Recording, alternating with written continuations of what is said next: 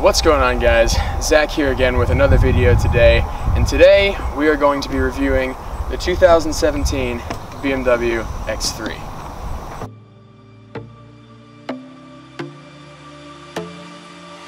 So this is the 28i version of the 2017 BMW X3, meaning it has a flat 4-cylinder engine with a turbocharger, and it also produces 241 horsepower at 5,000 RPM, 258 pound-feet of torque at 2,500 RPM, which for a small SUV is enough.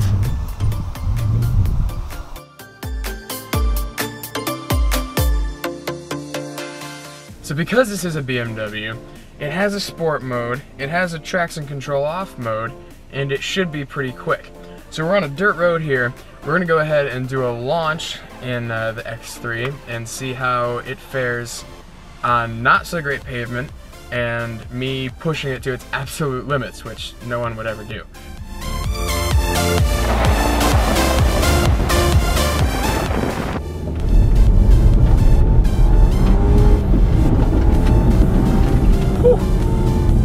Yeah, alright, well, let's put a traction control back on. Oh yeah, we were skidding. We were sliding a good bit, but it wasn't trying to tear loose, which a lot of cars might, especially on a dirt road. So as you just saw, we actually accelerated decently quick for being on a loose gravel road. This thing only has a curb weight of 4,150 pounds, which for an SUV really isn't that much.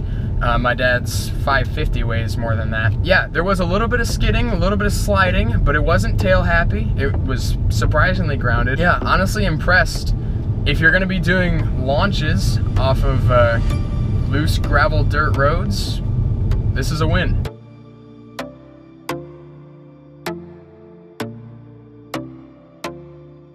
Unlike basically any other SUV I've ever seen, the 2017 BMW X3 actually revs to 7,000 RPM, which with the 241 horsepower engine from the 328 gives it a nice little kick 0 to 60. So we're gonna go ahead and give that a shot right now.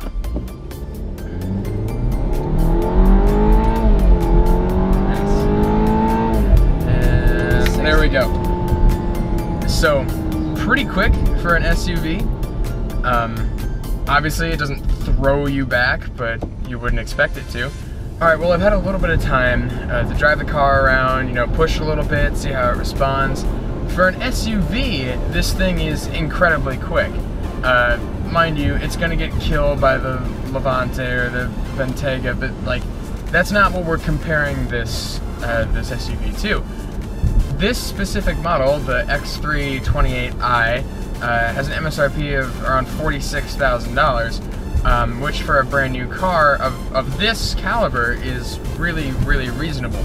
Granted, it's not huge as an SUV, like, but there is quite a bit of trunk space, and you do have the ability to put down the back seats if you need extra room to put it somewhere. A few things that I like about the car already.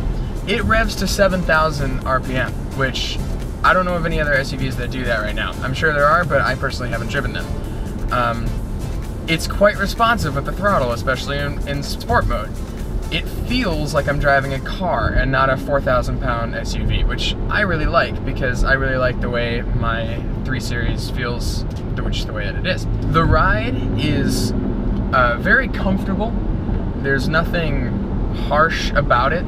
The steering is very, very easy. It's not heavy, but it's still tight enough to, like, if I go like this, we're gonna be moving a little bit, which I actually really, really like. It's not a labored experience. The interior, even though this is like the base level car and it doesn't have a whole lot of extra options, is still really nice. As you can see, like, high quality leather on everything. The brakes are also extremely responsive. If we just give them a little bit of a tap, they're gonna stop us pretty quick, which I like a lot. There is something else to mention, and that is the fact that the 2017 BMW X3 has performed tremendously well on all safety tests that have been thrown at it. It is one of the safest cars on the market today, which if you were going to be buying this car for, say, a first car for somebody for which it would perform very well, is something to take into consideration. Also, I'd like to point a little bit to the versatility of the car. In our little bit of our off-road experience just working around on dirt roads, there wasn't nearly as much traction loss as I would have expected, maybe with the traction control completely off and us just trying to drive around on it. It performed surprisingly well for a small compact SUV. It also has an absolutely massive sunroof that runs like the entire length of the inside cabin, which is really, really nice for adding an extra light. However, there are a few problems I have with the car. First up, right off the bat, is sort of rear visibility, which is kind of a weird thing to be concerned about in an SUV. But when I'm looking through the rear view mirror, that back window on the back of the car is actually really short. And it's kind of hard to see through, especially when the two back seats, like the heads of the seats, are in the way. I'm limited to a really narrow, really short viewing point to see behind me. As well as the side mirrors are actually really, they're not very long, they're pretty short as well. They only go out about as tall as they are. They're much more square instead of like a rectangular shape that you might see in most other cars. One other problem I have with the car is the fact that it doesn't have the ability to be paddle shifting. So if you do want to drive it in any sort of manual mode, you're going to have to be using the stick down here, just like any of the older style BMWs before they introduced paddle shifting onto all the other models. Other than that, I'm actually really enjoying this as an SUV. Should you buy it for the price? I'm not sure I'd buy it new, because if you were going to spec it out to like upgrade the interior a little bit, get rid of the sort of plastic in here and replace it with wood or carbon fiber if you have one of the M Sport versions, it's going to be costing you somewhere in the $50,000 to $60,000, which I don't think this car is worth that much money. While it is quick and it is like a really fun sort of SUV, it doesn't sound that great, which is understandable because it's an SUV. But it's a small engine, 4-cylinder. It is turbocharged, but there is a decent amount of turbo lag, if you saw when we did the 0 to 60 launch. To be expected, but still a negative to take into consideration. I'm personally not a huge fan of SUVs to begin with, but if I was to get an SUV, say 2 years old, this would be the car to go for. If you could get this car a year from now, or maybe 2 years from now, with a little bit of miles on it for a decent price, because BMWs tend to depreciate like mad, like insanely quickly, this would be a really good grab at, say, the $35,000 range. Because it's got the little bit of the kick that you want. It's got enough space to get you around, but it's still small enough to be active and dynamic as you're like working with the steering. Corners decently well, and the brakes bite like they should.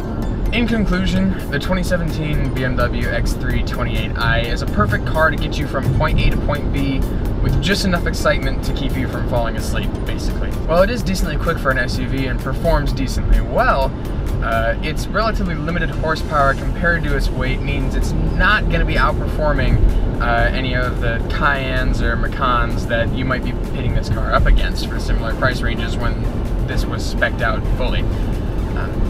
Obviously, I haven't driven any of the M Sport versions of this car, and I would be curious to. It would add a lot to how dynamic the car is. Right now, it is an absolutely tremendous SUV. Is it worth $50,000? I don't think so, personally. In my mind, it is an all-around really good car. It just doesn't inspire that sort of special feeling that I'd need it to in order to warrant a $50,000 price tag. So that's about gonna wrap it up for us today, guys. Sorry it's a little bit of a shorter video, but we were really on a time crunch to get this thing filmed out. We only had the car for like a couple hours in the afternoon. But thank you guys so much for watching. Be sure to drop a like, comment, and subscribe. Check out my African Adventure series, which is gonna be coming out over the next 12 days or so. And yeah, thank you guys so much for watching, and I'll see you guys next time.